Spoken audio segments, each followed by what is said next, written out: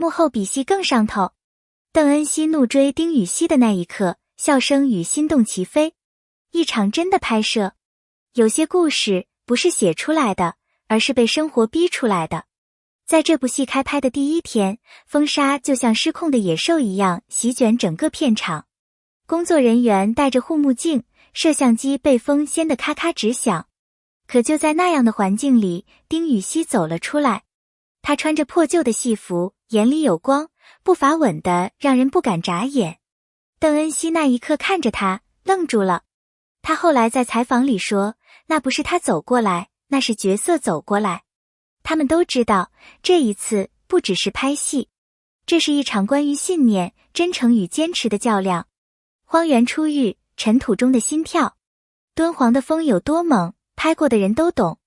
沙子能从衣领钻进来，能卡在牙缝里，能在头发里待一整天。邓恩熙的第一场戏就是在黄昏的戈壁上，他要跑，要摔，要哭。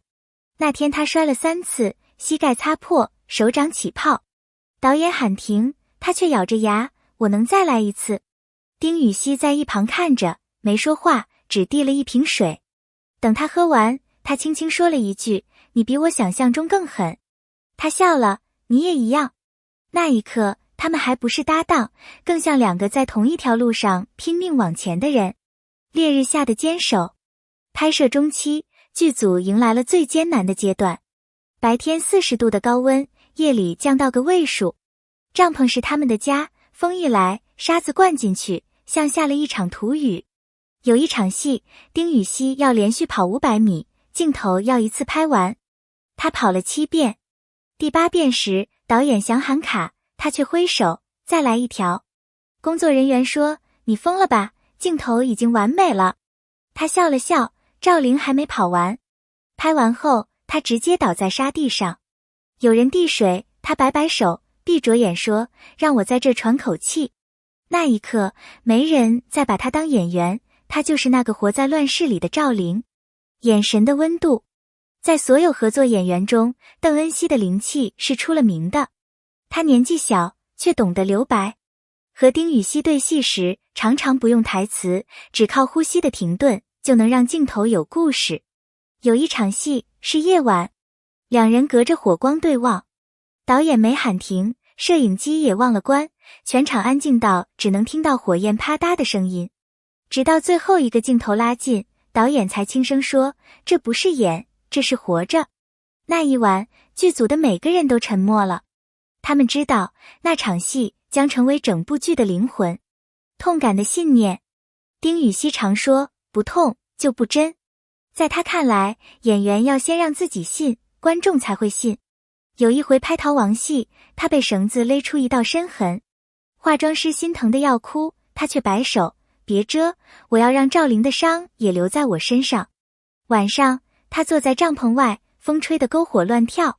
邓恩熙出来递了杯热茶，轻声问，你不怕疼吗？他笑了笑，怕啊，但我更怕假。那句怕假成了整部剧的信条。哭与笑的瞬间。有一次拍哭戏，邓恩熙怎么都找不到情绪。他一遍遍 NG， 最后坐在角落，脸埋在膝盖里。丁禹兮没说话，坐在他旁边。5分钟、10分钟，他只静静陪着。后来他抬头，眼眶通红。他递给他一张纸，说，好了，现在开始哭吧。他笑着破涕，那场戏一条过。导演拍着掌，这才是戏。哭是为了更好的笑。那天晚上，他写在日记里，我学会了不演情绪，而是让它真的来。杀青那天的奶油大战。10月23日是所有人都记得的一天。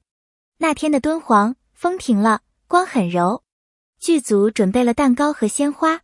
就在大家举杯庆祝时，丁禹兮突然伸手，一把奶油抹在邓恩熙脸上。啊！他惊叫一声，反击。2人你追我跑，笑声炸开在整个片场。摄影师抓拍到那一幕。那张照片后来登上热搜。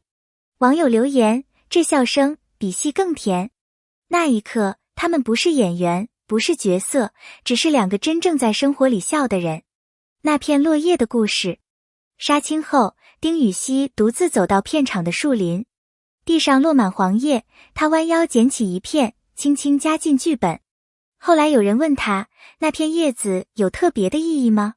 他答，他见证了赵灵的告别，也见证了我的成长。他没发朋友圈，也没晒照片，但等到剧播那天，他把那片叶子拍成特写，配了8个字：秋风起，故人仍在。点赞破100万。有人评论，他不是在演戏，是在生活。孤独的那一面，光鲜的红毯背后是无数安静的夜。丁禹兮常一个人坐在灯下，不看手机，也不聊天。助理问他，你在想什么？他说，在想他，赵灵还没走。他对每个角色都那样，拍完也舍不得卸下。他说，如果观众记得他，就说明我没有白活这一趟。很多人不懂演员的孤独，那是一种演完还在角色里出不来的空。可他不怕，因为他说，那种空是生命在和角色握手。粉丝的温度，剧还没播，话题阅读量已破10亿。粉丝留言里几乎都是一句话，他让我相信努力真的有意义。有人是学生，说我看他拍戏流汗就不敢偷懒。有人是妈妈，说他让我儿子开始坚持训练。甚至有人留言，我失业那天看了他采访里的那句话，不认真，观众怎么信，我又站了起来。这就是演员的力量，不是因为他有多红，而是因为他真的燃过。邓恩熙的成长，从最初那个被风吹得流泪的小姑娘，到如今能一眼定场的女演员，邓恩熙的变化让所有人惊讶。她不再问我该怎么演，而是直接走进角色的灵魂。她说，我学会相信自己的直觉。丁禹兮评价她的真比任何技巧都打动我，那是最难得的赞美。他们不是情侣，也不神化自己，只是2个在路上的人，一个在教会对方相信自己，另一个在学会温柔看世界。成长与再出发，戏杀青了，人没散，他们偶尔还会聊天，互相打趣，但每个人都清楚前方还有新的故事。丁禹兮说，我想演更平凡的人。邓恩熙笑，那我就演让平凡发光的人。他们的笑声像一阵风，轻轻掠过，却让人久久难忘。或许真正打动人心的不是爱情，而是他们对真的执着。那种执着让观众在屏幕前看到自己也在努力生活的影子。如果你能看到这里，谢谢你。你不仅是在读一篇文章，而是在和他们一起走过一段旅程。也许你被某个瞬间打动，也许你记住了他们笑着吃土，哭着演戏的模样。请在评论里留下你的想法，告诉我们你最喜欢的片段，或者哪一句话让你感受到力量。